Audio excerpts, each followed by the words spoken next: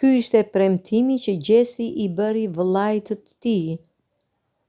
Ditën e djeshme ka ndëruar jetë tragjikisht Eldion Kelmenti, vëllai i Gjestit si pasojë e një aksidenti të rënd në Pejë.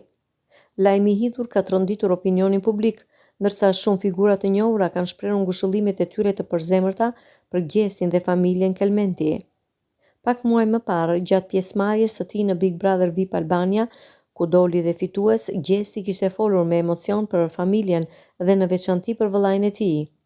Në një moment të sinqert e të ndjerë, ai u shpreh: "Kam me bo për ta deri sa t'hy në dhe, kam me bo veç për ta, ma shumë."